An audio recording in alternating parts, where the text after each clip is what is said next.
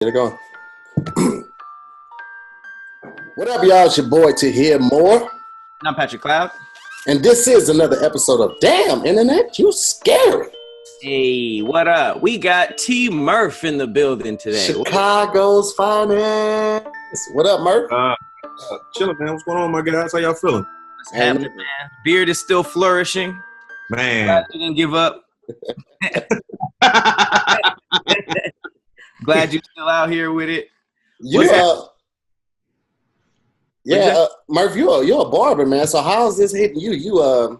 I know you can't get clients, but at least you can cut your own hair. I saw one video of you cutting your son's hair, right?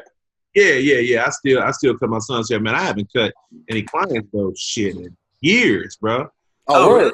Yeah, I haven't worked in a barbershop probably since like 2017. I think that was maybe my last year. Are people hitting you up like in desperate situations? Yes, niggas like, man, how much to come to the crib? They don't know I'm gonna charge them like comedy shows pay. So they don't know. You gotta you gotta reach out to my agent to book me to come cut your hair. You gonna charge them a 20-minute set? Man, easy. Man. So yeah, and I'm not risking the Rona for no damn $20, $30, man. I'm cool on that. Man. Where you going? Exactly. Where you going, nigga? Exactly. A lot of cities are slowly opening back up. Even LA this Friday is supposed to open up. And I'm just like, I'm gonna see how that goes first. Yeah. Bro, do you know that when Georgia opened up, since they've opened up, I should say, their infections have risen 40%. I believe that, but it's also like, when this first came out, like it took a long time to find out if you had it. Yeah. So how did they get those stats so quickly? Go ahead. I know they flipped like the test. So now you have tests that'll, you can get instant testing, 15, 20 minutes. Before it would take like weeks. And it was a shortage at first. So it hit and spread so fast, we didn't have the proper tests. And I heard that some of the tests were old. So supposedly they have new tests and they have faster tests. But that's crazy. Suspicious though. Like, it seems like if you're irresponsible enough to go out to a club the first day the city opens, It doesn't seem like you going the next day to get tested right away. Nah. So it seems like they're trying to prove a point to us. Like, see, 1,000 new cases, and I'm just like, how do you know that? I don't know, bro. I ain't gonna test it though. I bet I ain't gonna. I bet I ain't gonna go out there in that first round and be like, man, this is all right. Uh-oh. It's real out here, man. I heard in Florida when they opened the beaches up that as soon as they opened the beaches up, like the cases rose like drastically. So I'm not playing tripping. But it's like, I used to think that we were good over here and we weren't tripping. Like, I was like, oh, California, we smart. And then they started showing that shit in Newport Beach where they like all those white people are yelling at reporters like, this is all right. This is all right to be out here. You need to open back up. I'm like, I guess I feel like we shouldn't claim Newport. Nah, they're a different breed altogether. Anyway, they don't wear shoes anyway when they walk around like the regular part of the city. Not even just the beach. They just be in a regular part with no shoes on. They different on Newport Beach. Not even on the beach. They just be at like in downtown Newport. They be at supermarkets, barefoot, toes not done, just out here living best life. So toes all done. Supermarkets with barefoot is really gross. I don't know why. That's like eating a grape at the supermarket, but after it fell on the floor. That's how trifling that is to me. I don't be eating grapes until they washed. I'm good. Yeah, I stopped doing that a long time ago. I'm good. Yeah. All right, well, I got a quick little game since T Murph is an ex-barber. Or would you consider yourself an ex-barber at this point, or are you still barbering it up, just not regular? I still ride about a barber code, so I'm still a barber. I just don't practice, All right, well, I'm going to need you to rate this cut. Oh, bro, baby. Man, that shit. Jordan. Baby. That shit is a -98 out of 100. What is that? It's called being creative with with the hand that you're dealt. He has a huge boil. He made it into Michael Jordan's basketball. Man, I really got nothing to say about this. I just wanted to show it. I always wonder, like, what people with like those type, like, does it hurt or is it hard? Is it a mask? It can't hurt all the time. I don't know. That's cancer. The fuck is you talking about? This nigga got 23 minutes left to live. Look at the shit on the top. Fuck out of here. This, man, and what's crazy is the boil ain't even the worst part. Look at the 24. Look how fucked up the 20. Oh, yeah. That 24 is trash. Exactly, nigga. Exactly. Who is that? Bruh, how you get a generic haircut with a generic number? That must be him or something. That must be his basketball number. Hell no, man. That is literally like the Spalding of tennis shoes right there. The haircut. Oh, this nigga on track attack. I just felt like that would be disrespectful to someone. I just wanted to keep my opinion.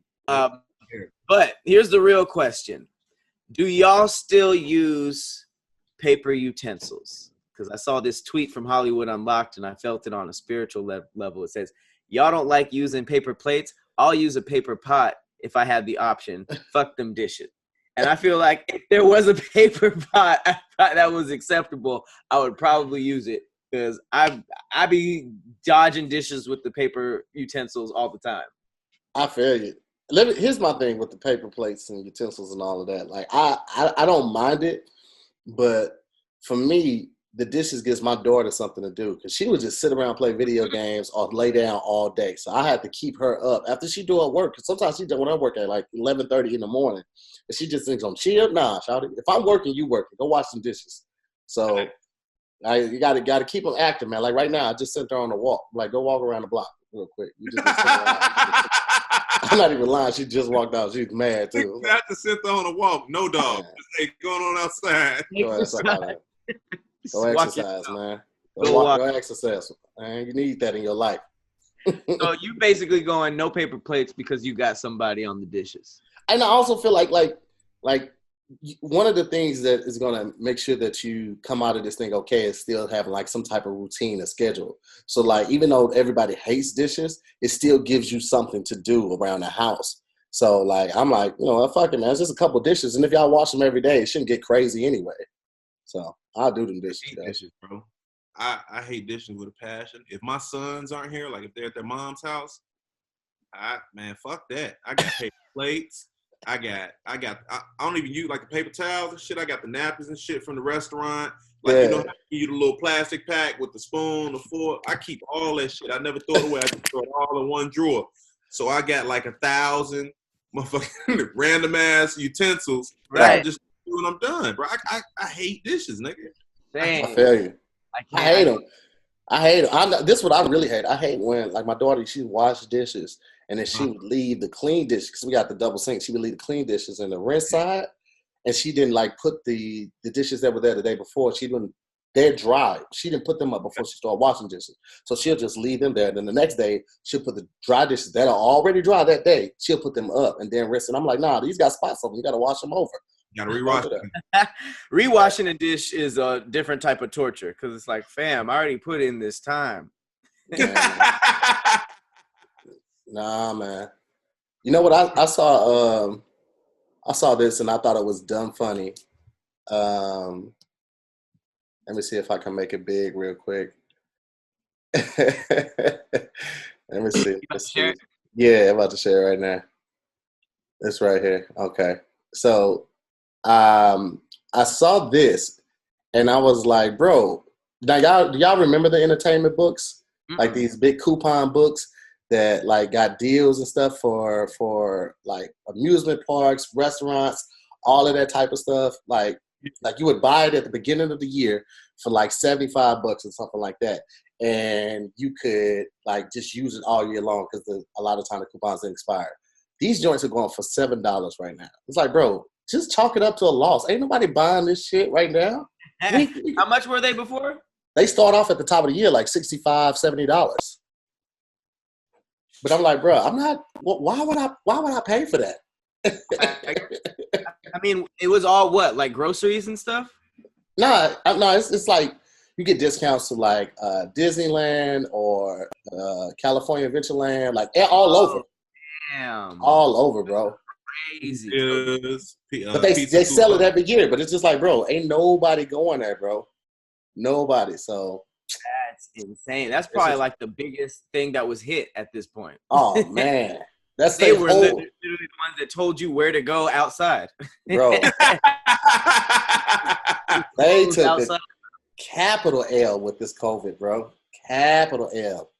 Hey, you know what's crazy though? You said what? No, I was just gonna say, did y'all hear that J. Crew just filed for bankruptcy? Yep. Are they like filing for like, are they done, or are they just saying, because I did hear that some businesses can file for a type of bankruptcy that just keeps them so that they don't have to pay rent, and then when it's over, all of this is over, they can open back up. They're not done. They're restructuring. So they said they're going to restructure their business. I don't know, man. Restructuring is the number one thing niggas that are done say, because all death was restructuring, but we was really done. Niggas was hella done. We threw that word around all the time. Like, now, man, we just restructuring, you know, just going through some things. We were packing a box while we were. But I mean, when you look at J. Crew, who the fuck is still wearing J. Crew? Nigga, like, when is the last time you've never walked by a J. Crew and been like, it's cracking in that? Like, you've never once. That bitch empty. So they was already on they was already on their way out. I don't know where he is in the grid, but this guy, this nigga Tahir, so shops at J. Crew. I do be shopping at J. Crew. I get my blue jean jackets from there. I get some nice chinos from J. Crew. I get socks from J. Crew. Sometimes they have exclusive colors on Nikes and Converse. I go there. I shop at J. Crew, man. I've spent $80 on a belt. It was a bad mistake. I got it on sale. I got it on sale though. Stand in line, nigga. You check right out. You say what? You ain't never had to stand in line there. You check right out. Never. No. Hey. Called him personally to tell him the news. I will say this though. What do they like when there's nobody there, man? They treat you like a king in there, bro. Like they were bringing all the sizes to the.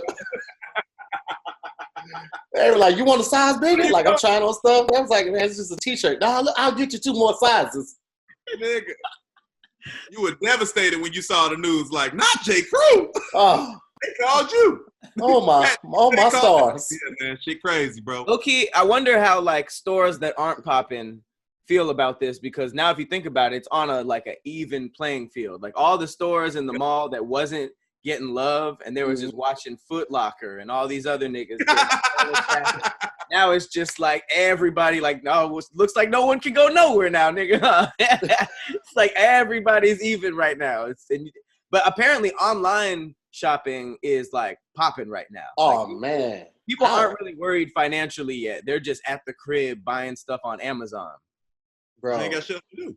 Yeah, real talk. You know what? Buying a package, though, buying something kind of gives you something to look forward to on a weekly basis. Like I've been making small purchases, like just for stuff around the house.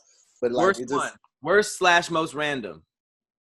I bought a diffuser for like tea, like for loose leaf tea. Just bought one online. I saw it was like that's some quarantine shit. I wouldn't even drink tea. I just recently started back drinking tea, but I wouldn't even drink tea when I bought it. But it was like a 3-pack for like $6. Just to buy it. Hold on. I got my shit right here. Hold on. A tea diffuser. So are you drinking tea every day? Yeah, now I am. Is that for the back? Back thing? Nigga, I bought a back stretcher, nigga. Wait. All jokes aside, is it fire? This shit fire, nigga. Damn. I even got the neck joint, like the neck hammock you hang on the door. Mm-hmm. Yeah, because bro, like before this, what? Like I'm all in the self-care, bro. So I get a massage like 2 to 3 times a week. Like, hey, I have a massage envy 3 times a week. Yes, bro. I have a masseuse because I travel a lot as a stand-up to here. You know, we're on planes, bro. We fucking sitting on trains. We fucking in cars for hours. So our backs are fucked up, legs and shit. You got to wear compression socks. So I have like a masseuse that comes to the crib, all that.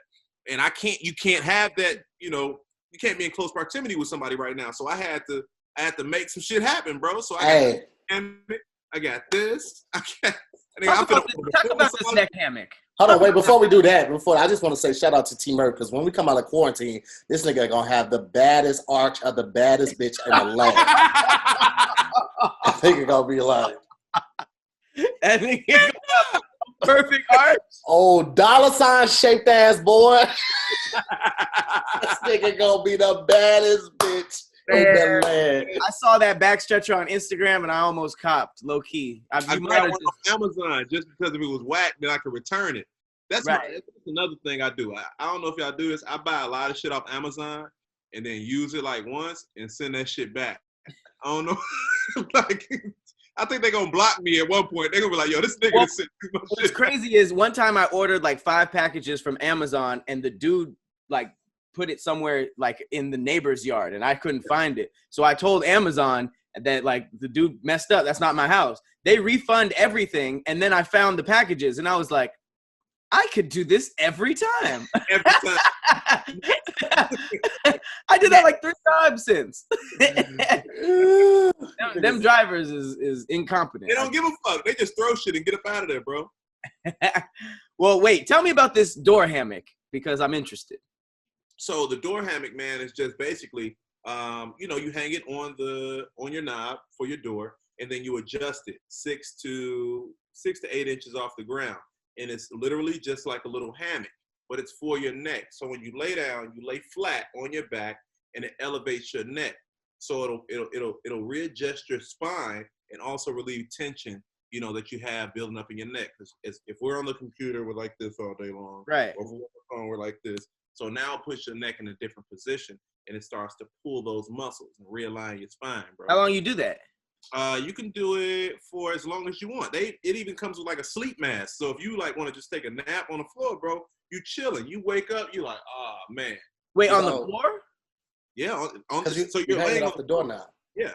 So you're hanging from the doorknob. It's hanging like 3 to 8 inches off the ground, and you're just laying on your floor, and you have your head in a neck hammock, and it's literally just like pulling your neck as your body is laying down. So your neck is elevated. Oh, I thought you were hooking it up to the top of the door and just like hanging on the door. So let me get this straight. I thought I had a noose. So you got the neck hammock. You're gonna get the neck straight, right? You're gonna have the neck of a swan, and then you got the back roller for the perfect arch. Oh, nigga, you finna be killing the game. You might as well just start your OnlyFans now, my nigga, because you're gonna be a bad one. I ain't said shit about this hat the whole time we've been on here. But I didn't even notice the hat. That is a leopard fitted. Axe. Nigga, you damn near sitting in the wicker chair with that motherfucker on. Get your looking ass out of here, boy. Hey, I can't even hate on T Murph's random buy because that was right up my alley. I just bought a posture corrector. Because I be on Zoom so many times. Like yesterday, I was on Zoom from like 2 to 6, and it's just like it would just be like thing, thing, thing, thing, thing, and I'm just like sitting here, and that shit hurt. Like I just bought like a whole brace to fix the posture. I'm about to get this neck hammock though. Don't care, bro. We only get one body, man. That is true though. That is true. We only get one. We go by parts, nigga. We stuck with what we got. Hey, massages. I can't believe you do 3 times a week because there was a point in time where I was like, all right, I'm on it if I get one a month, and then that became like one every 2 months. But damn, like you doing it like. Literally, I had an issue. I've had a grab my charger real quick. You know what I mean? As a barber, I've had a pinched nerve from like standing in one spot, and then what in like your arm or something or your neck? It was in my back, but it was coming all like whenever that nerve was pinched in my back of my neck, it would affect my entire arm. So like I couldn't cut. Mm-hmm. And then, damn, really? Like I say, yeah. Wait. There are barber injuries? Hell yeah. So those mats that we stand on, those are for your back. Those are ergonomic. Like so that's what it's for. Damn. So wait, do you know any barbers that had to take time off because of an injury? Nigga, yeah, me, my homeboy Abe that used to cut. Abe actually had to have surgery for his pinched nerve. From cutting? Yeah, so that's why they make clippers. That's why they have like ergonomic design and all that stuff now. But back in the day, all these bulky ass clippers that really didn't give a fuck. So barbers like carpal tunnel, like that's another thing that affects. I could totally see that. Yeah, man. I didn't know a barber could be like out for a season with like a barber injury. That's insane. He red shirting. He's still going to the barber shop every day, but he's sitting on the bench, red shirting. He got a red apron. Hey, that's funny. this shit real out here, man. So tip your barbers, man. Make sure you take care of your barbers. We out here, hey, it's a struggle. I hit my barber up. That nigga ain't returned my call. I mean, my text. I was just hitting him up just to see how he doing in quarantine. Your barber never returns your text. I feel like they just like, man, not this shit again. I cannot put my clippers through this bullshit. my hair is thick, nigga. My barber charges me double on the lining. That shit is thick, nigga. I got a lion's mane. Hey, T Murph, you ever get clients that, well, back in the day, like, did you ever get clients that used to like look at you dead in your eyes while you were cutting them off? I didn't know that was a problem until that viral skit, and I was like, bro, that must be hell. That would be the worst part of the job for me. Bro, that shit. So whenever you like lining their mustache or some shit like that, and they just.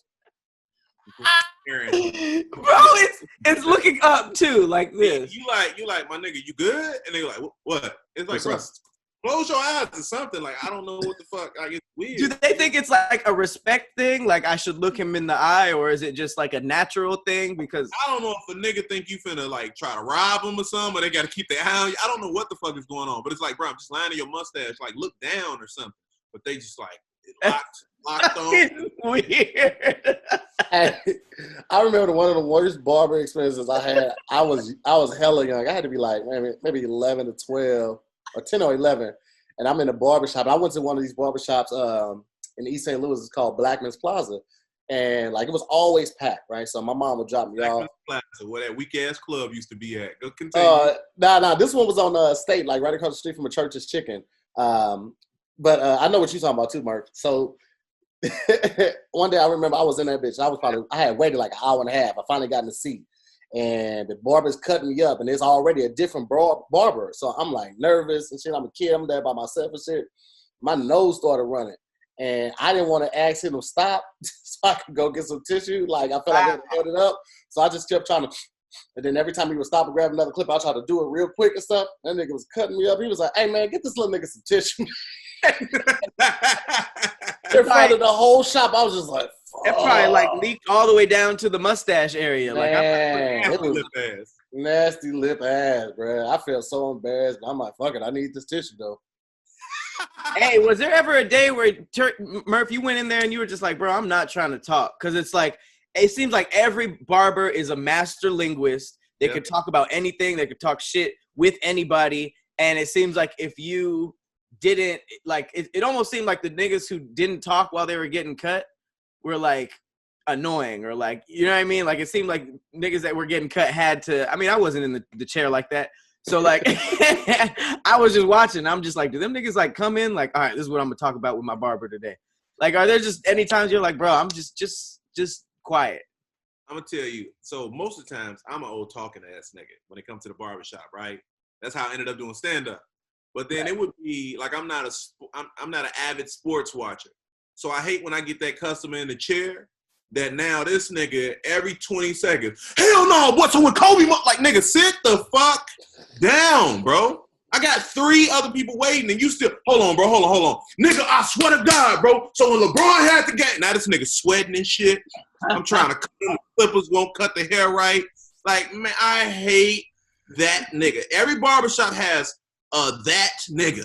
Bro, I gotta you everything with everybody fucking shop. Here's that like barber confessions thing, man. I ain't never heard this point of view. I tell you what, bro. That's why I don't go to black barbers. I love them. I would go to a black barber shop to hang out and I get a cut. My barber is Mexican and he got hands. When I tell you I'm making my appointment for 12 o'clock, I'm out of that bitch before 12:18. You understand me? Like, ain't no, and we talking the whole time. I'm like, hey, how's the kids? Oh man, they good. We just got back from the vacation with the Puerto Rico. Flamethrower on your shit, like flamethrower, rake, and a leaf blower all at the same time, but the nigga's done in 15 minutes. And that's why I don't feel like I feel justified to tip him $10, $15 because, like, bro, when I need the shit done, I get it done. I ain't been in there. I've been going to him for damn near the whole time I've been out here, almost 10 years. There was a little part where I stopped and I started going to Tahir to like put some money in the homies pocket. You know, I like to support black businesses, but like Tahir was booked out and I could never really make an appointment. And if I did make an appointment, here's the thing with barbers. This is what pisses me off with barbers. I gotta make an appointment about this. Make a video about this. You make an appointment at a black barber shop. You get there in time for your barber. My appointment's at 12. I'm there at 11:55, right? Now, I might not still get into the seat to 12:30, 12:45. Then he gonna cut my hair, talk a little bit. So this haircut that should take 15 minutes is gonna take another 30 minutes, right? But here's the thing. If I get to the barbershop at 12:01 and my appointment was at 12, this nigga got a whole attitude with me. See, that's the shit I be talking about, man. You coming late to the motherfucker. You make the appointment, and then you come late. He's doing all of this shit while he's still cutting some. Yes. This is a black barber? Yes. Oh. Go with the Mexican dude then, if he got hands. I know. That's why I'm back with the Mexican guy. That's why I'm back with him. My barber. You ever get to the barbershop? Now you on time, right? Yeah. 11:55, nigga get out the chair. You get up, start getting your shit together. You say, hey, real quick. Let me slide my mans in real fast. Oh, yeah. I was the main nigga that happened. I know I had to feel, but man, he got a job interview today, man. Let me go ahead and slide him in. He like, all right, bet, I got him. Next thing you know, this nigga come over. This nigga undoing his braids. This nigga finna get a full goddamn. He gotta untwist his braids. He gotta wash. He gotta dry his shit. He gotta sitting there like, nigga, I'm not leaving at 3:00. Man. The thing that used to fuck me up is like, all right, so I had a barber back in St. Louis, bro. Yeah. My barber back in St. Louis used to be $20. I would tip him 25, right? It's always been about that. Then it went up to like maybe 30 or something like that, right? Yeah. I went back, I want to say maybe a year and a half ago, maybe it was 2 years ago. I had called because now he does appointments. You got to book it online. Like you got to go to his calendar and book the shit, right? So I hit him up. I was like, hey, bro, I'm be in town. He was like, go and book something on the calendar. I was like, it was full, bro, but I just need to get a cut right before the show. Like, I'm cut already. I just want to get clipped up before the show. He's like, cool. Just come on this day, right? So I go on that day. I have to wait a little bit. Then he finally puts me in, right? Fam cuts me up. I look at him like, how much I owe you, bro? He said, oh, it's just 50. Just 50? Sir. You need to send out a pamphlet when you're going to up prices $20. First of all, this is St. Right, this St. Louis. Don't nothing in St. Louis cost $50. You get a house for $49.99. You going to charge me $50? And I still got a tip because that's just who I am. But it's like, bruh, okay. And I have not been back since. You don't know what happened? What? I don't know. I don't know if his price was 50, but he hit you with. I feel like he hit you with a convenience charge. And as a barber, I've done that. I've done that. Like niggas be like, you know, nigga, I cut real up. I cut Hannibal up. So it's like, you know, them the homies. But niggas be like, I gotta get in. Word. Okay, I already charged $45. Like that's what I charge. It's $45 to get a fucking haircut. I don't care what the other nigga charge. Like we live in Chicago. I've been charging that nigga this booth rent $250. Is that regular? Is that like what's regular? I think going rate is 25 to 30. But I've been cutting hair, man. I've been cutting hair since I was 15 years old. Shit, I've been licensed since I was 20 something. So it's nigga, you got to pay me. You know what I mean? So it's $45. And when niggas come in, you know, shit, they know.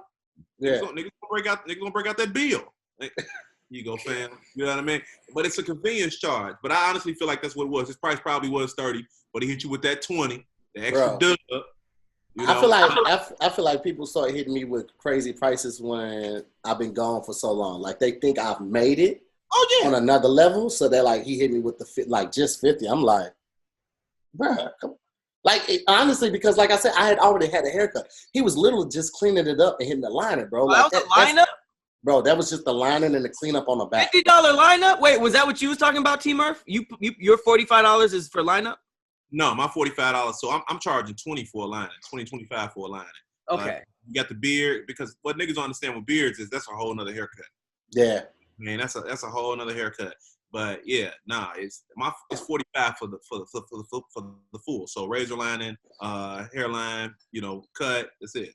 I try to get cut. I was trying to get cut before my flights, because the one thing I absolutely hate is trying to get a haircut on the road, bro. You don't know this barber, you don't know his hands. Once a barber finds out you're a comedian or they recognize you from online, they want to do all the extra stuff like spraying the stuff and all that. It's like, bro, that shit lasts for 6 hours. The first shower I take, this shit is coming off. Now I realize that you weren't trying to get me Chris. You just fucked up my line and you trying to cover up your shit. So I'm like, bro, don't hit me. You literally have to tell your barber like you placing the orders when you say like, I don't want no lettuce, I don't want no tomatoes, I want heavy. Yep. That's how you have to tell them, hey bro, just give me a liner, don't hit me with no spray, only use the razor on my forehead and on my mustache. Don't hit me under the neck. We're here with the razor and not on the back. You have to be so specific when you go on the road. And that's why I never got something I liked. I was super vague. I was like, I'll take a 1. And that's all I said. I would just be like, let me get a 1. I remember, this is why I didn't like black barbers. I only went to barbers in high school. Yeah. And I had a barber with the name, everybody has the barber with this name, Trey. And not only did this nigga take a smoking break halfway through, like I'm not even talking about like still got hair, couldn't even leave if I wanted, still got hair on one half, was just like, hang on 1 second, went, smoked a blunt. And not only that, gave me a Lloyd Banks chin strap that I didn't ask for. The skinny joint? Oh my God, this was before prom. Oh, this was right before prom. Hit me with the fucking Lloyd Banks, and I for some reason I didn't say nothing, and I just went to prom with a Lloyd Banks. I looked like Satan. It was crazy. Real passive. Hey, you one of them real passive customers. He won't say shit, but he will never come back to you again in life. Oh, that's how I started. Then I was never really aggressive, but then I started going like, well, let me do this or like, let me do that. I love that, bro. I'd never go back to you. That's how I get back. I ain't gonna make no scene, but yeah, I will never ever come back. I ain't do it, bro. That nigga hit me with that 50. I still ain't got over that. $50 lineup is ridiculous. That's insane. Bro, I was but real quick, I just wanted to shout out Best Fiends, the app. This is one of my favorite games. It's crazy how many messages I've been getting saying that, you know, people are addicted to this game and they've been loving this and playing it as much as possible. This is Best Fiends. It's basically a puzzle game that where you collect different types of bugs and creatures, and you're basically doing the 3-to-match puzzle game that became so popular on the mobile app front. But this has its own twist on it. You know what I mean? You basically, this is for everyday gamers. This is for all types of gamers. You're basically fighting slugs and trying to make it to the other end of the garden. And it's dope. I've been hooked on this for about a year now. I'm almost coming up to level 100. A lot of people are past level 100 and try to stun on it. They be stunting hard. Man, the Scary fans be stunting with the Best Fiend stats. But I'm trying to keep up. This is just something that you can do at all times. It does not require Wi-Fi to play. You don't have to be a hardcore gamer to play. It's a whole bunch of fun, and just people are getting hooked on it left and right. There's especially right now, because like we don't have a whole lot going on. So like Best Fiends is one of them. Like you find yourself pulling out your phone any and everywhere, at the table, in the bathroom, sitting on the couch. Like I'm literally watching TV and I'll just launch Best Friends and start playing it while I'm watching the show, because it's just like. Right. It's low-key addictive, and then like you like, I want to get like. Since the quarantine started, I've probably jumped 20 levels, and I was slow with it, but like since it started, I jumped like 20 levels. So I'm like always playing it, so definitely check that out, man. Even my parents are on it. They was obsessed with Pokemon Go. They made the full switch over. They made the full switch over to Best Fiends. It's a unique and exciting puzzle experience, unlike any other puzzle games out there. You're definitely going to find yourself playing in all types of weird and random places because it doesn't require internet to play. Tons of characters. There's even monthly theme challenges that they stay updating to keep it fresh. Thousands of levels and new levels, events, and characters added all the time. And not only that, there are 100 million downloads and tons of 5-star reviews. So everybody is in agreement. Best Fiends is a must play. So download Best Fiends for free on the Apple Store or Google Play. And that's Fiends. It's not friends. It's Fiends without the R. Cool, guys. All right. So real quick, I wanted to show you guys a video to show where we are at in this quarantine. Now, this is a concert in Germany, and I've never seen anything like it. I'm just gonna let you guys check it out. Watch this.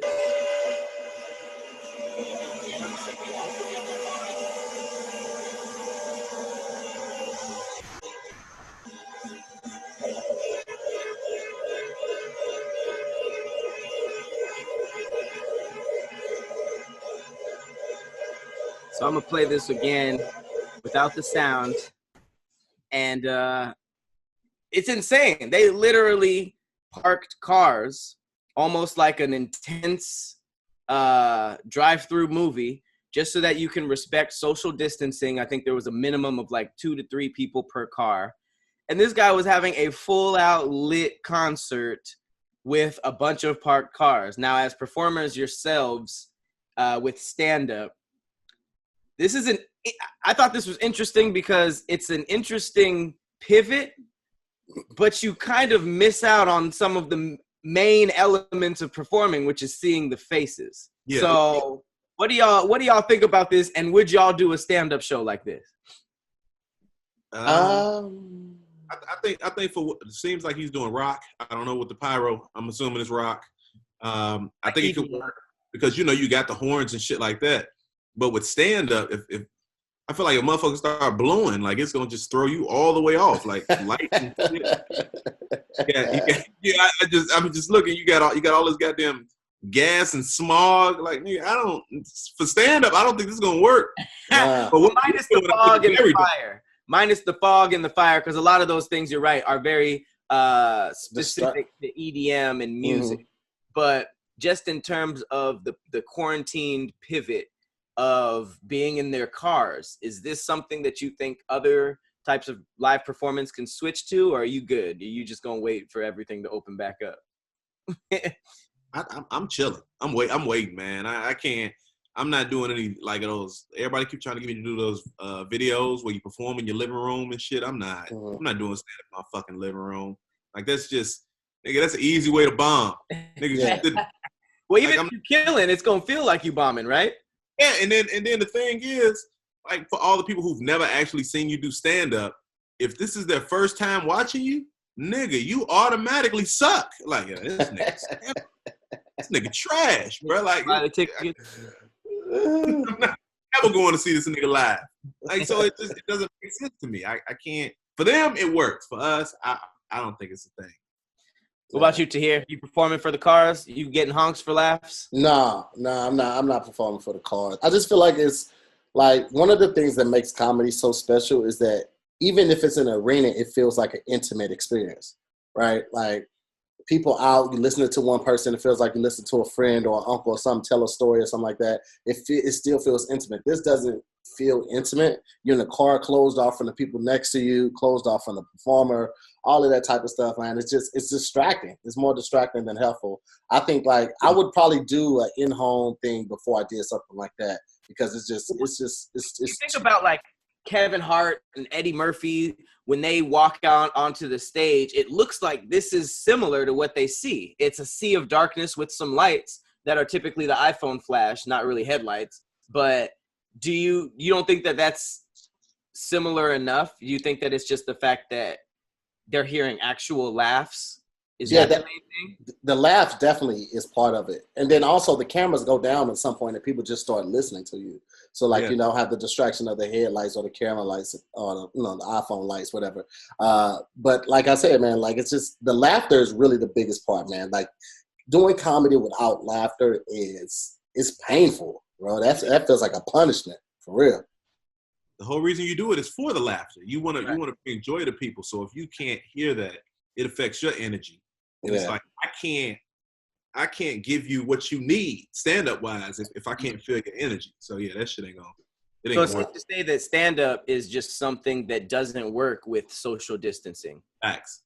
Yeah, it's not the easiest. I mean, I've done one show that was kind of cool because they did it completely different, and I think the element that really helped them was one significant thing, and I don't want to say it on live and kind of give it away because like I think they're still trying to shop it around or figure out what they're going to do with it. But it did make a difference. And it's kind of something that I had already said, talking about to say it. So, but there it might be a great way to do it. Thus far, I've only seen decent ways to do it. Yeah. It was one guy, I forget his name because my boy Brennan just called me. He said he promoted this show. He did a live show in a small den or something. He had like 3 or 4 people spaced out in the room, and he did that show live so he can get like real laughter. And then he sold tickets to it, like $10 per ticket. And I think he made like $50,000 in one night off of that show. So that one element of just having people in a room, even if it was like 4 or 5 people, that one element changed it that much, because you rip harder when you getting that energy. Like that laughter is our drug, but it's also our fuel. So like when people start riffing like right off the cuff type shit, and they keep punching on the joke, is because we're getting that energy for the crowd, and that gives us the fuel to keep going and going harder. So without that, man, that's a key element of comedy, and yeah. It's a lost cause without it. I'm seeing a lot of musicians make the transfer over to this quarantine, but it's going to be a lot harder for comedy for sure. Like stand-up is so specific. Like it's weird. Like y'all are literally like the modern day like soapbox philosophers. You know how like back in the day niggas just used to get on top of a box and be like, this is what I think. Like that's really like what it is, and it's really hard to replace because that's literally just one person talking to another. So it's kind of like you can't really do the same on Zoom. Mm-hmm. But it's interesting to see all that. I'm telling you, man, these comments going to be headed to an OnlyFans first. You don't need no audience for that. Just go ahead and just do some helicopters. Hey, you know what's funny about that concert? Somebody in the chat, Wally, said the front row has to wait for the entire concert to leave. Oh. Literally the worst part about concerts is like I always dip out a little early because you know parking is going to be trash, but if the concert was parking, that must be horrible. That sucks, bro. It would suck so bad to be in that front row and just be trapped, because people are going to linger too. Like nobody's going to leave right away. They're going to linger a little bit. You got to wait back to the crib. Oh my God. That'll suck, bro. That will suck. At least you got somewhere to sleep. Shit, you already in the you use all your gas while the concert's going on. Like you about to run out of gas. You ain't got gas to get home. I mean, that's the struggle. All right, guys. So I have a couple. You know how like the whole world switched over to Zoom, right? Mm-hmm. So I have some of the most viral Zoom fails. And I just want to know from y'all which one is the worst, okay? Let's do it. So, coming up first, we got a actual reporter that just put on the top of the suit, but he framed it up a little too wide, and you could see his bare ass thighs. This gave a whole report like this, doing the whole pantsless bra. I don't have the nerve. I don't have the nerve to go on live TV with no pants. Like, and he should have had one of those front-facing things. Obviously, he framed it up, and then it got a little wider than him. But it's hilarious. You just see the bare thigh, and it's almost the only thing that you notice. So I don't know where this dude's credibility went from here on, but it was just, I mean, that's just hilarious. That's just good. That's just good quarantine news. Oh, man. Marathon shouted. He better than me. I would have been bare-assed. They would have had to cut the broadcast. You just would have seen shaft against the thigh and some balls is on that seat.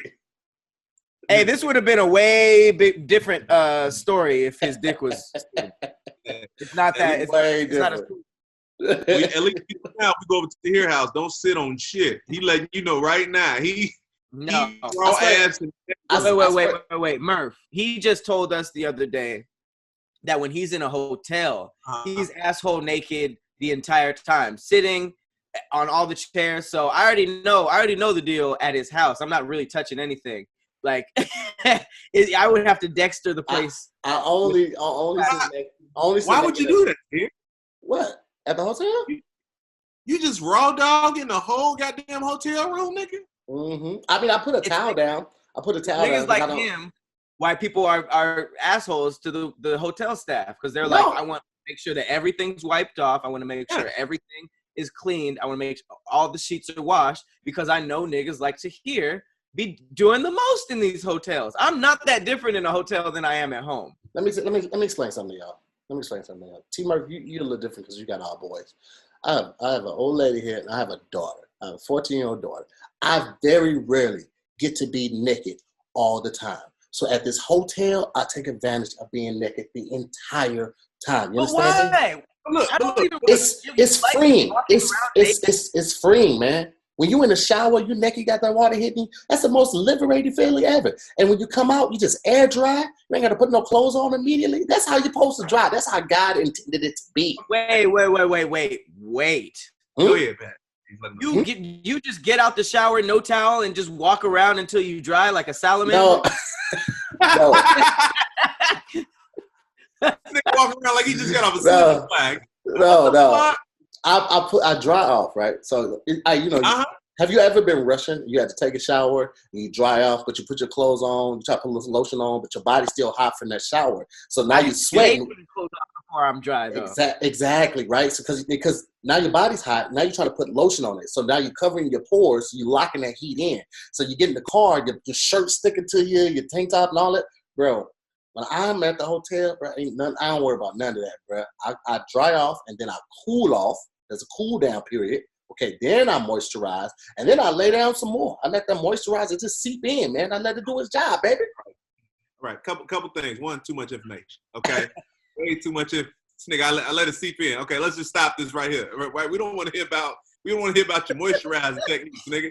As you, that was about like 4 steps too much. Right. As you lay your Mr. Potato Head built ass in the motherfucking bed and let the moisturizer seep in. Don't nobody give a fuck about none of that. All right, that's one. Two, nigga, you said I don't have all boys. I have a daughter too, right? But even if I didn't, nigga, just me having boys don't mean I'm walking around dick swinging in the house. Nigga, what are you talking about? Why do you think a son would be like, oh, that's my dad? If I saw my dad naked, I'd be like, bro.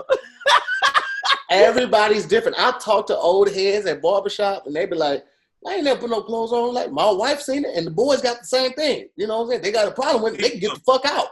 And Murph, they for sure have a problem with it. I don't give a fuck what nigga. That nigga Woody Allen or R. Kelly uncle. That's who the fuck that is. Ain't nobody walking around the motherfucking house naked. Hey, real quick. Why the fuck doesn't Woody Allen get as much shit as R. Kelly? Bro, real talk. You know why. You know Elvis. I know why, but it's like he skated by with that. And not to be fair, R. Kelly skated by too. Mm-hmm. Like, I remember hearing about that shit in middle school, and he just now went to jail. But Elvis, though? Elvis. It's documented. Elvis married motherfucker. She was like 14? Elvis was crazy. Nobody said shit. And let's talk about it. Why? You know why them white men ain't get persecuted the way that black man did. And but that's crazy because even black people hated R. Kelly. We hated R. Kelly so much. We hated R. Kelly so much that we just wanted to see R. Kelly go down. But now that R. Kelly's going down, we're like, well, who else? Well, what about these other guys? Like, we were mad at R. Kelly, but I'm going to tell you what. I'm hurting right now. I'm hurting because these versus battles popping so goddamn hard. And I'm like, this nigga R. Kelly will fuck these niggas up. No. If it would have been Babyface versus R. Kelly, nigga, let me tell you something. You can't. I could not even watch R. Kelly in a versus. But I'm just saying, if it would have been Babyface versus R. Kelly. Let me tell you, it ain't a lot of songs that could fuck with Step in the Name of Love, I Believe I Can Fly, 12 Play, Seems Like She's Ready. You play those four, you are eons away from whoever the competitor is. You understand? I Believe I Could Fly was in Space Jam. Yes. How many iconic. How many black graduations They stopped doing Papa Circumstance. They started doing I Believe I Can Fly at the graduations, bro. Like, this is... To be fair, R. Kelly is the only musician in history whose crimes was so bad that it actually affected the sound of his music. Like, I really can't dance to a lot of his stuff. Like, Step in the Name of Love used to hit. Really can't even really, like, jig to it no more because it's like, it was that bad. Hey, my homie Calvin Evans, this nigga got a joke. He said R. Kelly been telling us the whole time in his music the shit he was doing. He said, when you listen to Step in the Name of Love, he said, this motherfucker just started screaming out shit ain't got nothing to do with the song. If they ask you why we did it, we did it for love. Why wouldn't anybody ask that? And if they ask you why we did it, yeah. Wow. Bro, he wrote A's Ain't Nothing But a Number for Aaliyah. He wrote that song. That is just the most, it's like he was telling on himself. He did. My mind's telling me no, but my body's telling me yes. Like, nigga, your mind, morals, the police, your friends around you, all of them should have said no to those underage girls. All of them. Before I get knee deep, please show me some ID. He was like, yeah, I'm just kidding about that part. Wait. Was that real? ID, school ID? What the fuck are you talking Wait. about? Is that real? Yes. Nigga. Say it again. Before I get knee deep, please show me some ID. Yes, nigga. Then he says, just kidding. Oh, so he's like, just kidding. I don't need ID. Yeah. Bring your 16 ripe ass in here. That is fucked up. Hey, wow. The nigga deserves to be in jail. I would say absolutely. Goddamn, the nigga got hits. Every month he's talking about why he needs to get out of jail. Like, every month he got a new health scare that needs to be addressed and he needs to be out of jail. It's like, sit your ass down, Robert. Just let him out for a versus battle and then lock the nigga back up. I just want to see him, because it ain't nobody in R&B that can fuck with the nigga. Let's just be like, there's nobody. Like, nigga, every R&B singer maybe had one good album. This nigga got, like, nigga. It's not fair. It's not fair that he's that bad of a person, but that good of an artist. Look at Michael Jordan. Huh? Look at Michael Jordan. I think Michael Jordan's biggest crime was his dress. I feel like that's what he should be brought up on charges on. Like, how you gonna be that rich Michael Jordan dress? is the most ironic thing about black culture by far. How so, Pat? Break it down for us. Because niggas are literally killing themselves for Jordans. Mm-hmm. He don't care about that. And he can't dress. Our the number one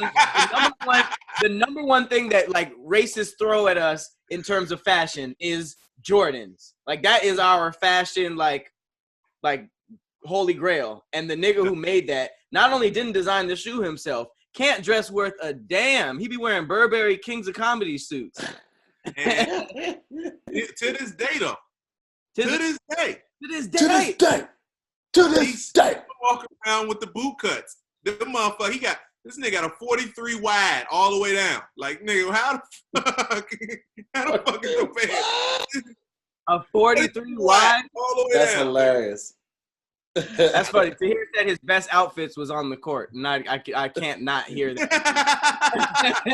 the warm-ups in the goddamn uniform. That's it. NBA officials officially given. All right, let's go to the next Zoom fail. This is so the guy with the no pants, not that bad, right? Like, at the end of the day, niggas do that. Even teachers do that. But this. Now, this was a TV news anchor that had a naked chick walk through the back of the frame during his segment. And not only that, this nigga was married. And this was a side bitch. And not only that, the woman was recognized as one of the local reporters. He was trying to put on. This He was nigga trying to put on. nigga was slanging more than the news at that. Oh, man. In today's top story looking ass, he was. Oh. That boy slide in like, this just in. My penis. That's good. I don't think we're gonna beat that. Oh, That nigga said this just in. Bro, this nigga's name is Alfonso Merlos, which sounds like a nigga you can't trust. Oh yeah, Alfonso gonna knock some bitches down. Merlo. He has a not only here's the thing why this is a big deal. His girlfriend is like a star. She's like a star actress in Big Brother. So he was, I guess this was on the Estado de Alarma channel, live on YouTube from his home when a woman popped up from behind his chair, casually walking around the house. And this was a 27-year-old journalist named Alexia Rivas. They ain't shit for putting her name in this. But yeah, he has a star girlfriend, and this was the worst way to get caught. You know what? I wonder what his lie was. Man, I ain't even that bitch broke in. I don't, just crazy bitches everywhere. Broke in naked though? This bitch done broke in my house. Put some clothes on. What the fuck? Oh man. How did there's no way you can explain that one. Yeah, you just gotta chalk that one up, bro. There's no explaining that. You just gotta come clean for real. Yeah. All right, well, speaking of debauchery, I just want to shout out one of my favorite brands right now. This episode is sponsored by Blue Chew. This is probably one of the best products on the market across all genres. If you think Pat, hold on, bro. I gotta show you, Pat, man. It's real out here, bro. I just re-signed up, bro. You just re-signed up. I never stopped signing up. Ever since the first sample that they gave us, it has been a monthly subscription. I get mine every month. And let me tell you guys about Blue Chew, okay? Blue Chew brings you the first chewable with the same FDA-approved active ingredients as Viagra and Cialis. So you can now increase your performance and get that extra confidence in bed. From bluechew.com, that's blue like the color blue. So you can take them anytime, day or night. And they're chewable, so they work twice as fast than a pill. So you can be ready whenever the opportunity arrives, okay? So if you can benefit from more confidence where it counts, Blue Chew is the fast and easy way to enhance your performance. Now let me say this, because I know a lot of people are like, yo, I want to have to go to a doctor and all of that type of stuff, because right now with everything going on, elective surgeries and just like regular checkups, they're telling you to just hold on, right? Blue Chew has online licensed physicians, all right? So that means you go online, you take the survey, you fill out this application, you send it in to them. They respond very quickly, and they ask you a couple more questions just on some health stuff. And if you answer everything correctly, or you don't have any pre-existing conditions that would tell you why you can't do it, then you get your stuff shipped directly to you in the discrete package. That means no more long lines at the pharmacy, no more going to the doctor, having embarrassing conversations. And because it ships directly, because it's made in the USA and it ships directly to you, it's cheaper than going to the pharmacy too. And like, it's super easy to refill, put the account on hold, whatever you need to do. Man, listen, I'll just make sure my apartment ain't on here showing. Let me cover that up right there. I just re-upped. You know what I'm saying? I'm out here with it, bro. They send it every single month. They can send however many that you choose to do. Completely affordable and worth it. Let me tell you, even if you ain't even struggling like that in that area. So I just take it for the extra. It's fun. For watching right now, you guys get to try Blue Chew for free. All you have to do is pay $5 for shipping.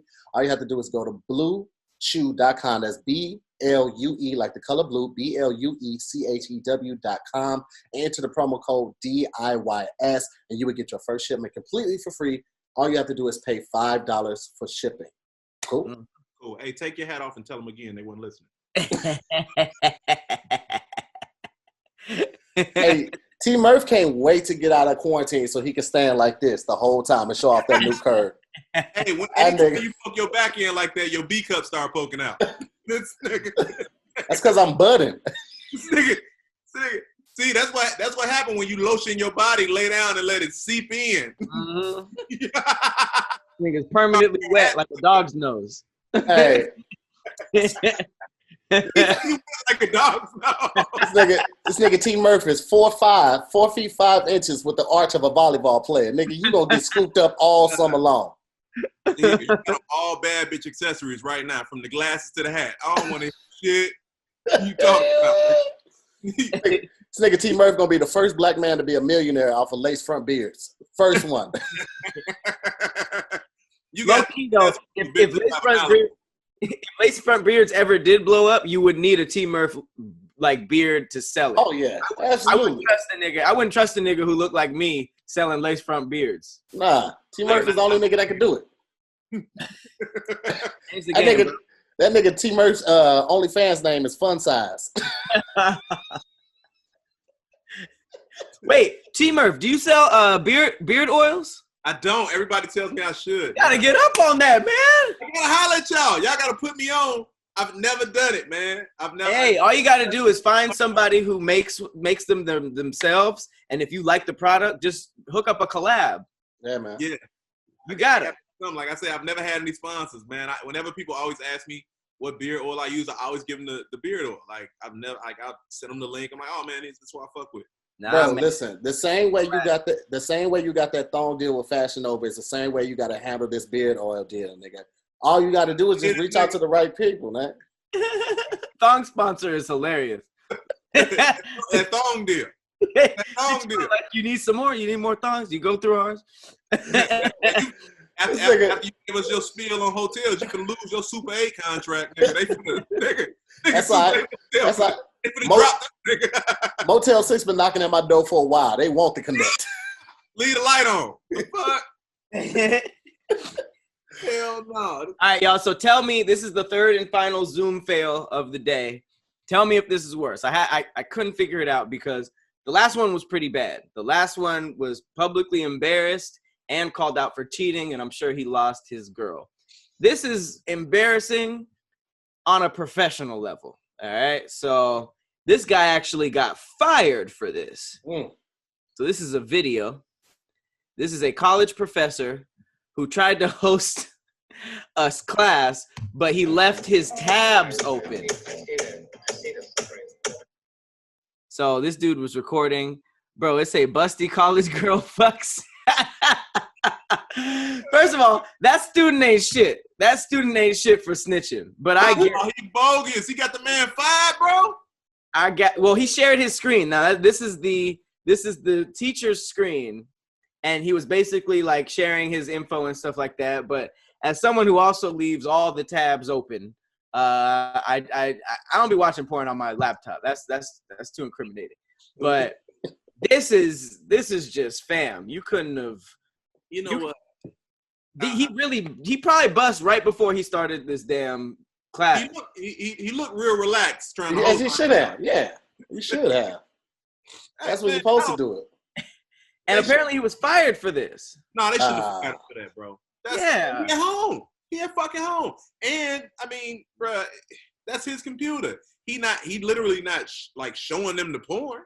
They shouldn't have fired him, man. What if he was doing research, bro? What if it's not even fucks? What if it's busted girl funny video? Like, you don't even know. Like, they fired him under false pretense, okay? False pretense. Didn't even give him a chance to prove his innocence. I'm sure I can find a video that says busted girl shows fun. Like, I'm sure I can find that video. He gonna sue the shit out of them. Well, that's the thing. The word busty doesn't appear anywhere else but porn. I've never heard busty in anything else besides cheap white porn. And you don't even see that in black porn. There ain't no black porn. That shit do appear other places. You ain't never tried to search Tahir on Busty comic host the comedy union. Busty comic and leopard hat. Like, it just nigga Tahir gonna pop right. Busty comic is fucking hilarious. That's rude as hell too. The funniest thing about this is a teacher named Mr. Zhang, and he looks hella like stern.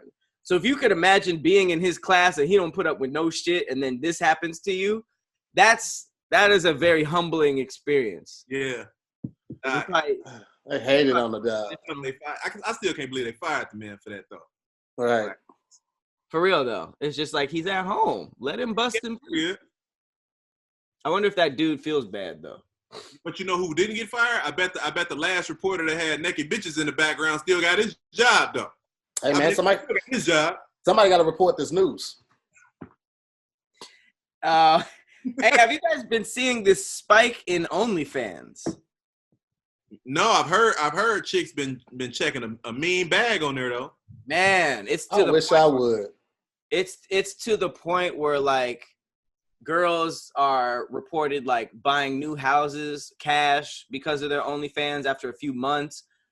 There are girls making $8K a month extra just from doing like the basic like uploading stuff that they're already putting on Instagram. Like niggas is really paying for that. But then the crazy part is the amount of females that I saw switch over to porn so quickly. Like they're literally like, it's been COVID for 3 weeks.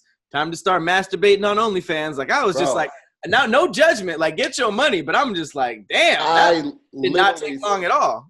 Literally just saw this girl tweet out today. She was like, can't believe I'm doing this. OnlyFans is in the bio, and then she did this emoji. But it's like, you can believe you're doing it because you did it. And you just made an announcement about it. You didn't casually slide it in there and somebody's just go to your bio and look. You made the announcement, so hey, by the way, if you got an extra $7 a month. No, bro, 7? Nigga, like they are charging like 45, 60, 70 a month. And I'm like seeing the steps. Like there's this, I don't know her, but there's this girl I follow on Twitter that went, she got like these viral videos from twerking to anything. She twerked to like just random stuff like rock music, whatever. And she got a following. And then that turned into like, all right, well, I'll just twerk on OnlyFans. Several steps later, she's full on fucking on OnlyFans. And I was just like, wow, I saw this whole transition. And like, I'm gonna just say this. I have no judgment in the world. I have no judgment in the world. Get your bag, however. OnlyFans is new. Adapt however you want. However, let's be real. People are really, really trying to separate this from stripping. It's the same thing. People, and I'm saying this for strippers. Like people judged strippers. They were always saying like, this is like to do this. It's like a whole transition to strip. You know what I mean, strippers do be making their money, but it's like the judgment that came with that has always been present. Now that OnlyFans came out, those same people who were judging strippers are switching to OnlyFans and acting like it's different when it's like, no, you got to keep that same energy. Like, I'm not judging you, but you ain't about to sit here and act like you didn't become a porn star in front of my face. Or like, you're not, you want to act like, like a lot of girls are starting to put tutorials up and stuff like, this is why you should join your OnlyFans. Like, fuck what people think about you. Do this, this, and this. Absolutely. I agree. But it's when they start acting like it's, different. Yeah. And I don't know. I just wanted to know your guys' thoughts on the whole switch over to OnlyFans. Because I can't judge it, but at the same time, I can't sit up here and act like it's not what it is. I don't know.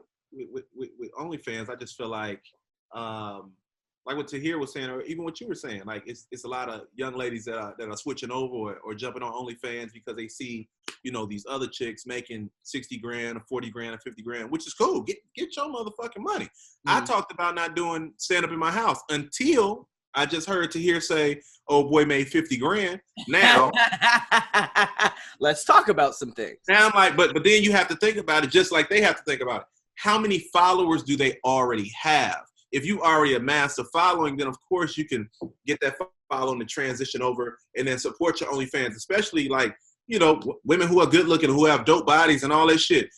A lot of dudes are following them already, thirsty as hell. Mm-hmm. So if you say I'm finna shake some ass on OnlyFans, but without the panties, then here come all the dudes. They're gonna pay.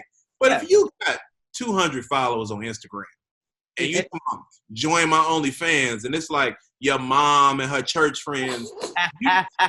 That's true. Hey, but let me say this though. money. Like, let me say this though. 200 fans, all she needs is 100 of them to sign up to get $1,000 a month at $10, and that's if she started 10. If she charging 25 to 45, she got 100 people sign up. She's still collecting the bag. Well, here's the thing. Oh, I'm sorry.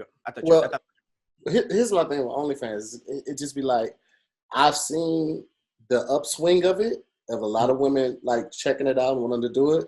My only fear is when the world opens back up, some of these people that are doing it or trying it out aren't using discretion, like hiding their face and stuff like that. At some point, you're going to want to get a job again. And I was this one chick, I had read the story about this female, this lady mechanic. She was a mechanic at a body shop. And people discovered she had, like the people that worked at her job discovered she had an OnlyFans, and they fired her. So it's like, if you ever want to get back into that real world, like, that could potentially come up. You need to be cognizant of that. So if you're gonna do it smart. Cut your head out, crop it right, so that there are no distinguishing marks to tell people who you are. Because if they find out who you are, it's a wrap. That's low key what I was gonna talk about. There was a mechanic in Indiana that was fired after her coworkers found her OnlyFans page. Yep, that's the chick I'm talking about. That's what I'm talking about. It's like, do we judge anybody who makes the switch? Absolutely not. I didn't judge that back when it wasn't OnlyFans and it was like in-person stripping. You know, like OnlyFans to me is the strip clubs with social distancing. That's really all it is. So like, I noticed that Murph made it like he brought up doing stand-up in his living room, right? Yeah. Switching from doing stand-up live to stand-up on the internet isn't the comparison to going from not OnlyFans to OnlyFans. You know what I mean? Like, that would be more of a Patreon thing. That's something that you already do. So that's just like a different way of doing what you already do. My whole thing is like, OnlyFans is people, a lot of females or males that didn't do that before at all, and then completely made the switch to something that was borderline pornographic. So like what Tahir said, and what, to the case of this mechanic, if you want to do that, absolutely. You know what I mean? Like, nobody's judging, but we can't sit here and act like it's not what it is, because it is. And we just saw that, a mechanic sadly I don't think she should have been fired, but it still holds that stigma, because a lot of these people are just going from not doing that at all to full on masturbating or showing nudes on OnlyFans. And we can't act like that's not a substantial transition. That's just all I'm saying. Let me say this. First of all, I also want to say this really quick. Put this out there. There's a tweet going around. This chick tweeted it, and it's about this other chick's Twitter page. And she says, do not go through her media. I'm telling you. Do not go through what?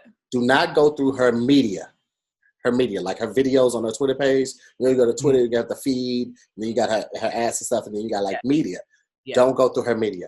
Don't do it, because she's like a thicker chick, and like I would do it. Here's the thing, I did it. I was hard headed. I went through it, and she's twerking on a lot of stuff, and then you get to this one video, and she's literally like, she's like, oh, I started this twerk video, I started this folk video, and then she say, I sold this shit video. I knew this is where you were going, actually. I don't know why. So that was on her Twitter? This is on her Twitter, because it's like a clip of it, like advertising for her OnlyFans. And it's just like, bro, if you're not ready for it, it's going to throw you. Because I was like, just looking at it, like, boom, scroll to the next one, boom, scroll to the next one. I'm like, what the fuck is that coming?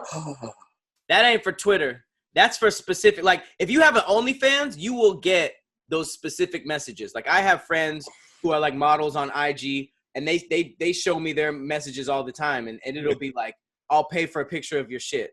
Can you package some shit up and mail it to me? Like, niggas are sick out here. But if you have those fans, you better deal with them discreetly. Don't just advertise shit videos on your Twitter. I got shit for the low, y'all. Like, and the second thing I want to say about this whole thing is, I'm with you, Pat. I'm all about women liberating themselves, embracing their sexuality. If you can make some money off of it, make some money off of it. Get your bag. I'm never going to say that. I'm just saying be weary of everything that comes with it, because it's still a negative connotation and stigma that comes along with it. But I'm all about the uplifting of women being sexual. Like, because women have amazing sexual prowess. Like, they are dope as hell. And once they hit 30, when guys start to hit the decline on the sexual drive, women are just now starting to wrap up 60. Right. You know what I'm saying? They still gonna hit that 100 miles an hour on it. And I think it's fucked up that we still shame women for liking sex or call women hoes when they've had multiple partners, but we don't call guys hoes. They'll say like, oh, his whole ass or something like that, but it doesn't carry the same negative connotation. Bro, they're not even fucking at a strip club. People like a nigga can fuck 100 people and be a man, and a strip club. Well, what I'm saying is they fucking at strip clubs. No. But I mean, that's no. They fucking at the strip clubs in East St. Louis or Brooklyn, Illinois. To hear no. But that's like saying they fucking at McDonald's. Like, I'm sure the employees are fucking at McDonald's on the low. I'm just saying in terms of the job description. Yeah, right. Strippers are just shaking, right? Yeah. So the fact that a man can fuck 100 people and be the man, and a woman can strip for 20 people, not fuck any of them, and be labeled as something, is just, that's been there forever. But for some reason, now that OnlyFans happened and like there's a huge spike, and it's like people have the excuse of, you know, I can't work or I can't do anything else. And Beyonce rapped about it. Like, OnlyFans is like developing this whole like, well, I'll do it just real quick, but it's not that big of a deal. But we're starting to see people getting fired. So that's why I brought it up. I don't think they could have fired her though. That's ridiculous that she got fired for exactly. Yeah, I'm just saying it still comes with that negative connotation. And I mean, like to your point, Pat. I mean, you look at women who if they want to, you know, do OnlyFans, then shit, like you said, Tahir, do it, get your money. But how can you get fired from doing some shit in your spare time? Or, I mean, that's really your second job employment. Meanwhile, you got dudes at the job who sending dick pics out to every fucking body, and he still got his goddamn job. Nobody's fired him. Shit, you got the president of the United States who went around and literally sexually assaulted women, and this nigga holds the highest position in the world. In the land. Ridiculous. Like, what the fuck? It makes no sense. And that's why I low key consider myself a feminist, because I feel like I'm not well versed on all of the matters to really speak on it and step in their defense. But I will always champion women's rights a lot more over than I will men, because men have, for the most part, ruled the land. And it's kind of like, Pat, that thing that I talked about on I think it was a couple of episodes back, is like, until the lion learns how to write, the hunter will always be the victor, or something to that. Like, women need that platform to be able to do whatever the fuck they want to do without all the backlash, without all the negativity, without all the name calling. Like, let them live, bro. Like, women are so dope. Like, they can make life. Just think about that. Think about that. Even with all the synthetic life and artificial life and all of that type of stuff, we can never do what they do. You know what I'm saying? And all the advances and breakthroughs in technology are because of women. We're taking their embryos, we're taking their eggs, all of that. So, bro, like, women are dope in so many ways. So to constantly tear them down is so fucked up in my eyesight. And that's why, like I said, I don't go to strip clubs. I don't go to clubs. I hate seeing women publicly disrespect the guys pulling on their arms or calling them bitch because they can't get a number. So like, that shit infuriates me to the point where I can't be around it. So that's why I don't go to a lot of clubs. That's why I choose not to go to strip clubs, because that shit just, man, it puts a different fire in me, bro. So with that said, and here's the part that kind of trips me up a little bit. Obviously, no one's hating on this, right? I wholeheartedly believe like this is a new opportunity, this whole OnlyFans thing. It's the same way that some people took advantage of Twitter and Instagram to make their whole money. Do your thing. However, when I was asked, would you let your girl have an OnlyFans?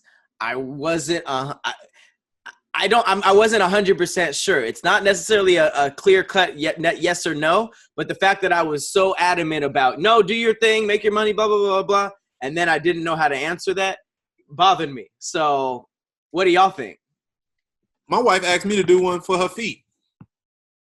She was I know a handful of girls who have all of their bills paid just from feet pictures. Mm-hmm. Like my wife literally hit me and was like, yo, she was like, look at how much money this chick making off her feet. She was like, and I have dope feet. And I was just like, what? And I broke it down to her. I'm like, I can't tell her what she can or can't do. I can be like, yo, I don't really think that shit cool. But I broke it down to her. I was like, yo, you got to look at your following and who the fuck is going to come over there. I was like, you can put your feet on there all you want. I was like, but you got to have subscribers. That's the only shit you got to think about. You hate posting on regular social media. You think you finna just be throwing foot pics up for the hell of it? Like, it look good. Nigga, let me tell you something. It's just like us. Somebody give her $100 for a picture in a sandal. I bet she learned how to get consistent with that shit.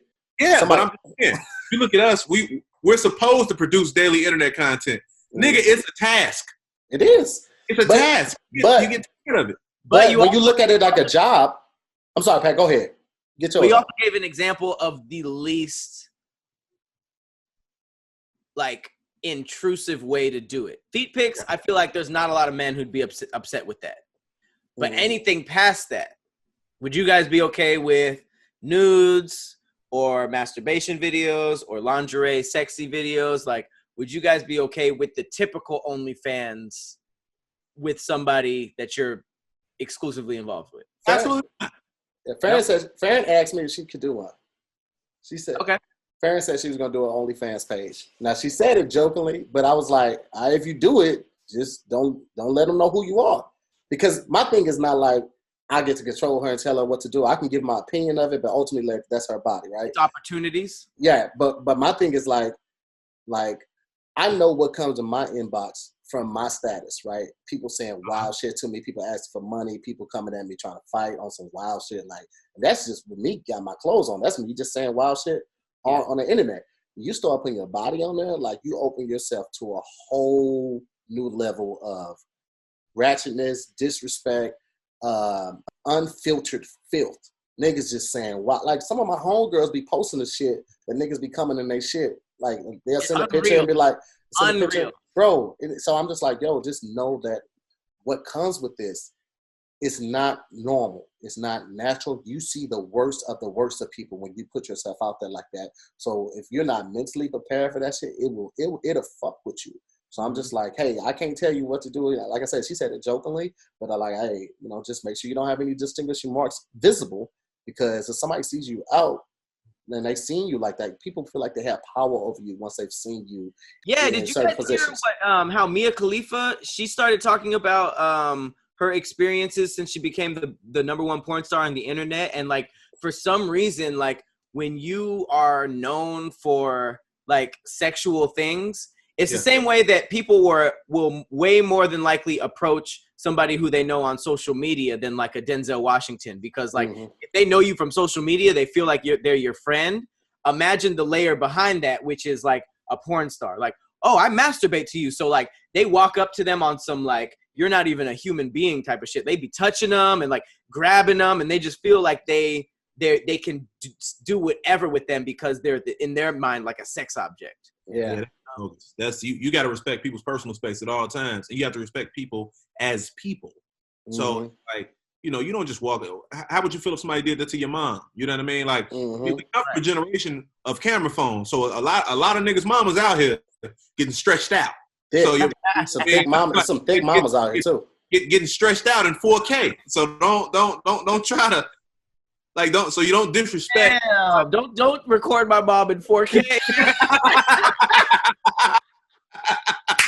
You equally horrified and like impressed, like, man, this is some great production value, man. They use a no, that's ultra. Room because I can hear slaps. That's ultra HD. You get to see the cesarean mark.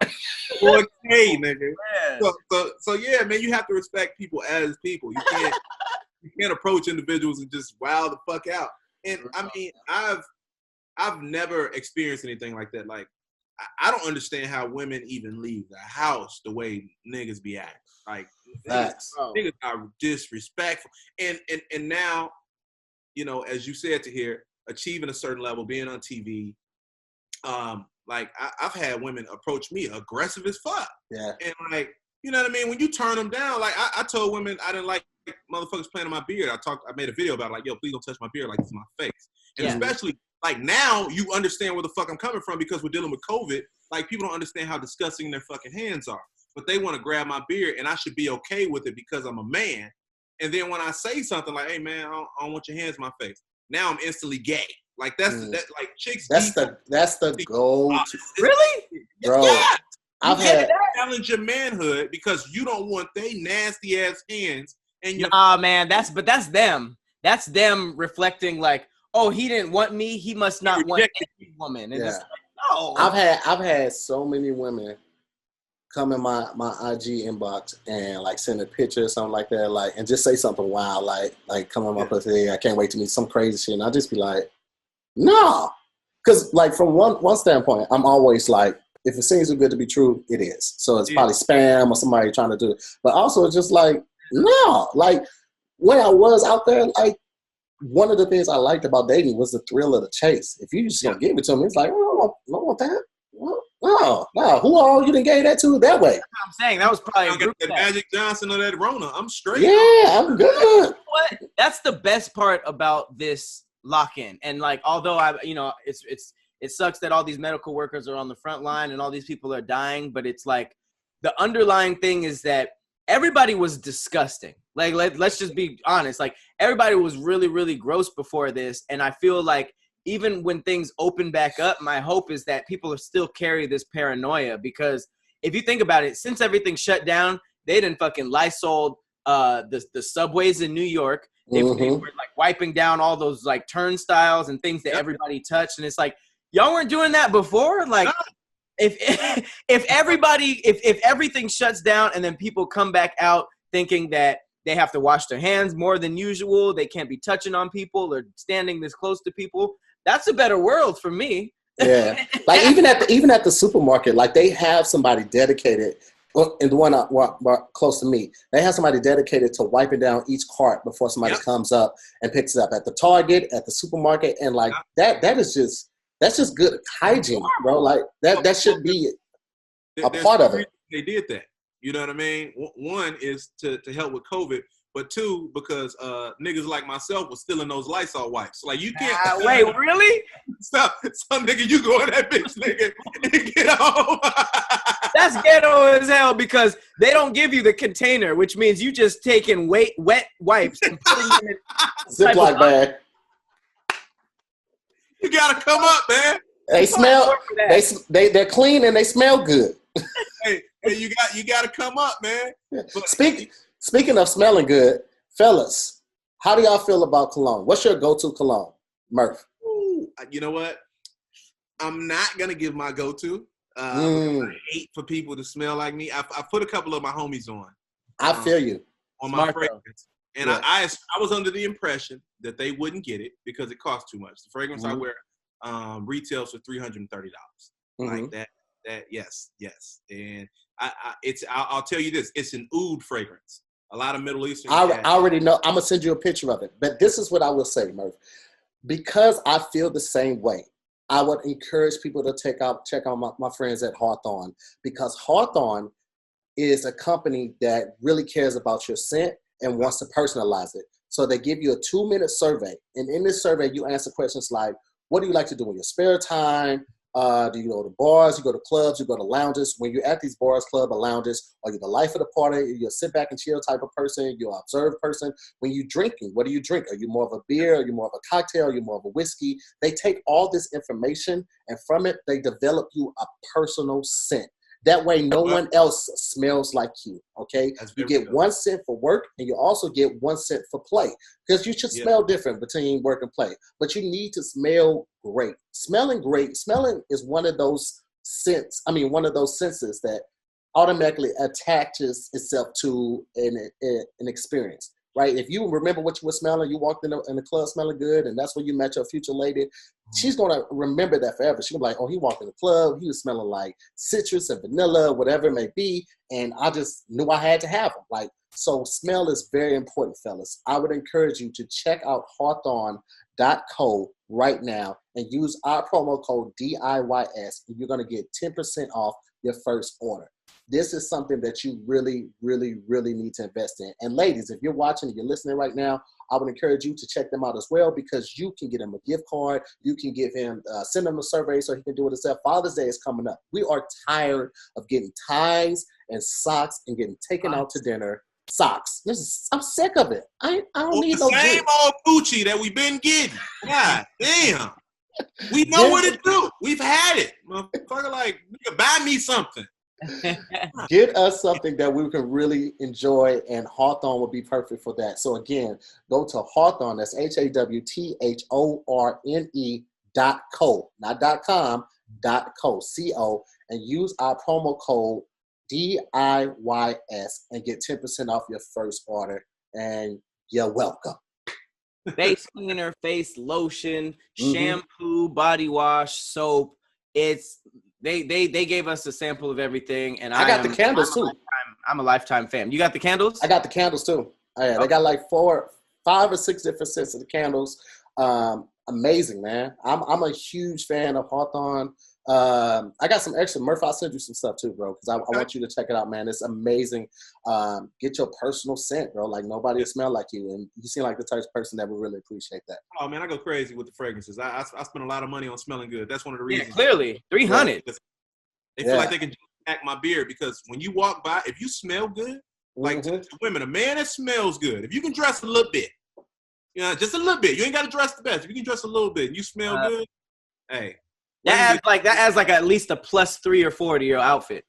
Easy, man. Like when the world opens back up, since you all are in LA, you got to check out my man's spot. It's called Beverly Hills Perfumery. It's a cat named Alan who owns it. So, hey, Tahir, I don't know if you heard that. What? I said when the world opens back up, it's a spot out in LA. It's called Beverly Hills Perfumery. It's actually in Beverly Hills, right by Rodeo Drive. A cat named Alan owns it. Just go in there and smell some things. The best fragrances you've ever smelled in your life. I'm talking about the most high-end stuff from all across the world. If you've never thought about really spending some money on something like that, you're going to go in there, you're going to be like, I think I might just grab one. They got samples. I definitely need the signature smell. I want that smell that I don't tell nobody about, like you. Yeah. That you're just like, no siree. It's not Murph, a real active fragrance. Have you ever seen this before, Murph? Let me see. I don't want to show the name of it. No, actually I haven't seen that. That's not it. That's not it. That's you? Yeah, oud. Oud is actually extracted from the tree bark. I know. This one has oud in it. This one is extracted from the tree bark. Murph. And certain companies are privy to the world's best oud. Bro. One of those companies, I don't wear. A lot of people wear it. It's like it used to be like a niche fragrance, but it's become mainstream. It's Creed. A lot of people wear Creed now. Are you saying oud? Creed. Oud is the word, Pat. Okay. Oh yeah, oud. O-U-D. Oud. Oh, it's a heavier fragrance, but it's like it has a sweet. You just gotta smell it. Pat, you'd love oud. Just you would fuck with it. Okay. Like it's a fragrance. You can be like, yo, I fuck with this. And I'm not even gonna hold you. This might be a black blasphemy fact, but you know what? I'm gonna keep this one to myself. I don't know if I can live this one down. No, fuck it. I already gave the drum roll. You know what? I ain't gonna do it. There have been some females that I talked to that smelled so good. I was like, nigga, I wouldn't mind smelling like that. Yes. Well, hold on. It's funny, but it's not funny, and I'm gonna tell you why. A lot of fragrances now are unisex, Pat. Yeah. So are they? Chanel makes one. YSL makes a couple unisex ones. I have YSL. I thought Chanel was for females. Every Creed fragrance, every Bond No. 9 fragrance, every Tom Ford fragrance are all unisex. Bro, when I used to shop for colognes all of them smelled like my dad. They just smelled like hardworking men. Yeah, all the females cologne, like perfume, smelled amazing. And I was just like, damn, this is just how I am with liquor. All the females have the better stuff. I won't mind smelling like some damn rose water or whatever the fuck, Japanese blossom. The greatest fragrance ever for a woman, to me, that I've smelled is Creed Aventus for Her. Oh my God. Fire? Bro, like that. Best fragrance I've ever smelled on a woman. Like my wife wears it. I bought it for her. One of my neighbors has it. I went out to the garage to get in my car. I thought my wife had walked to the garage. I'm following the scent. I was like, yo, I'm like, you went out? She was like, nah. I'm like, but was it womanly though? Because there's some girls that smell like, oh, she smells really good, but she also smells like a woman.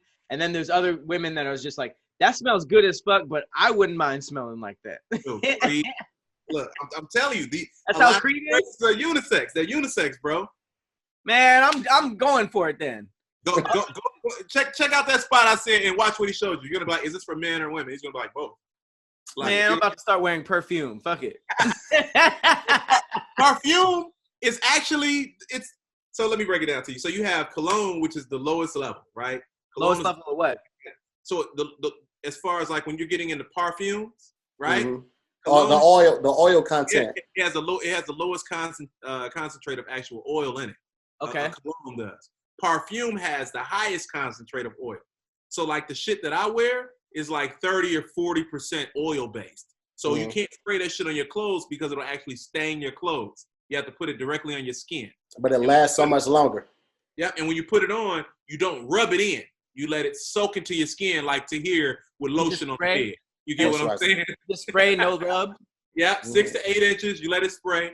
It soaks into your skin. Most times you want to do it out of the shower while your pores are still open, right? And then, like when you get to a cologne, like the oil base in that is what, like 8%, maybe. Is that why you put it in your clothes? Yeah, that's why you can put it in your clothes, and that's why you have to keep reapplying it during the day because it starts to die out. But that's why I get the oils of the colognes that have a lighter oil content. So like with the Gucci Guilty, love Gucci Guilty, right? They have the perfume one too. I'll get that one, but I'll also get the oil for the Gucci Guilty. So I'll put the oil on the wrist and behind the earlobe and then right here on the neck, rub that in, and then spray the same spots with the cologne because the cologne is going to give it more of a bigger smell so it'll fill the room, but the oil will have it last all day. And the oil, man, I'm telling you, it stretches it and really makes a difference. Really makes a difference. So wait, are you saying that, Murph, are you saying that you wear perfume? Wait, you're also saying perfume. Is that different than perfume? It's just a higher level. So it's why do they call it perfume? Perfume. It's French. Why do they? Oh, so that's just a different pronunciation? Yeah. Okay, so then perfume isn't necessarily associated with women. That's just the concentration? Yep. So are there female colognes? I mean, they're all they still call it perfume though. Yeah, here that's how they differentiate the two. Like as far as if they're gonna market a fragrance towards a woman, right? But when you actually get into those higher tiers, it's just you're buying perfume all across the board. So it's literally like oil, how they have premium and unleaded and stuff like that. It's really just content, but they still use those levels to differentiate between male and female? Well, yeah, only on the lower tiers. Only on the lower tiers. So you have cologne and perfume on the lower tiers. So it's like, oh, I want cologne. But even if you go on, let's say Chanel, Blue de Chanel. If you go and buy that, you have the cologne version and then you have the perfume version. Right. Those are both for males. So the cologne version is really called like EDT. Eau de toilette. It's like, so it's just a lesser concentration of it. But yeah, Murph, you were right with the parfum. It's in most cases like 40%. So they would still give a man like, okay, this is the perfume version, but that doesn't necessarily mean this is the female version. It just means it's the stronger. Yep. Yeah, so perfume is just a higher concentrate of oil. Man, that was some ultimate game right there. Shit, I didn't know none of that. Dude, I'm about to live my real truth and start buying these female fragrances. Buy your shit. Buy your shit. Females are gonna be like, damn, he smelled good. I can't put my finger on it. I'm gonna be like, no, it's not you. Guy's gonna be like, I smell like you. He gonna throw his hair and walk the fuck off. That's gonna be my biggest attraction is that I'm just gonna smell just like them, and they're not gonna know exactly why. Like you, bitch. That's funny. Well, dope, man. I feel like I learned a lot today. Yeah. We out here with it. That's what it's all about, man. I'm seeing a whole bunch of comments saying, okay, I'm learning so much. I'm glad I'm not the only one getting my mind blown right now. Somebody said that was such a Patrick thing to say. What? I'm gonna start wearing my female perfume? Why not? Yeah. I recently made the transition with liquor. I don't like bourbon or all this shit y'all be drinking neat. I'm out here drinking the female stuff because they have the delicious stuff. I be drinking neat and drinking it all the time. Matter of fact, word, it's shot 30. Dirty is with ice, right? Oh, I thought you said 30. Like this is number 30. No, dirty is with ice. I don't drink, so I don't know. Dirty is it? No, on the rocks. On the rocks is with ice. Dirty is like with a martini. You make it dirty, you like put olive juice in it. Oh, okay. Put the olive juice in it, shake it up, or depending on how they want it. Sometimes they want it on rocks, sometimes they want it shaken, sometimes they just want to stir it. Is that what they mean by put it in a dirty glass? No, that's just dirty. They just ask for dirty. They just ask for an actual dirty glass. What the fuck wrong with this? They say like let me get a dirty martini. Extra dirty. And let them get a martini extra dirty, so they want extra olive juice. Do you drink that? Yeah, I drink, but it's like when I be drinking like Martell and all that like heavy shit, I can't do it. But I'm down with some mixed drinks. With some pineapple in my shit. I don't care if the bartender smirks no more. Give me a vodka Red Bull. I don't care if I drink like a sorority girl. It's delicious. But no, this was dope, man. I just want to give a huge shout out to T Murph. Man. Not only with the barber facts, but with the general scent facts. Appreciate you guys in the chat for watching. Shout out to our Patreon. We just started doing a show specifically with our Patreons, the Easy For You to Say, the tongue twister game. I'm going to try to pull some clips and post those today. But yeah, make sure you guys follow our Patreon. T Murph, is there anywhere that they can find you at? Yeah, man. I'm all on social media. I am T Murph. So it's IAMTMURPH. Please follow me. Look for my new show coming out on Hulu titled Woke. It stars Lamora Morris, Blake Anderson, and myself. So please, it'll be dropping this summer. I mean, you ain't got shit else to do, so stream it. Need a season 2. So nigga got a show on Hulu, so he don't need it. But make sure you guys press this nigga for beard oil. Yes. This nigga have a beard like that and not be selling beard oil. That makes something, man. I can't tour, so I need to be making money some other type of way right now. So that's what man. If you got the beard oils, hit me up. Fuck it. Let's join and sell some shit. Boom. Also, Pat, just real quick, please check out Wording is Hard. But also, Pat and I are on this new show called Canvas Conversations, where we're interviewing a lot of artists. This is K Camp. We also interview funny people. Who else, man? We interviewed a lot of people. I think we both did 2 days worth of filming, and we did 1 day together when we were together as the people were with us on the other days. But it's a super dope show, man. You get to see some of your favorite artists in rare form and really with their guard down, because we ask ridiculous questions. So make sure you check that out. And that's by Empire Records, so make sure you check out Empire as well. Go check it out. We just interviewed the Renegade. So go. Hey, Pat, know the whole dance for real. I'm waiting like he just fucking around. I'm like, wait. Oh no, he know this shit. Make sure you check them out. And as always, I've been your co-host Patrick Cloud. And I'm Tahir Moore. We'll see you next week. Peace. Later, guys.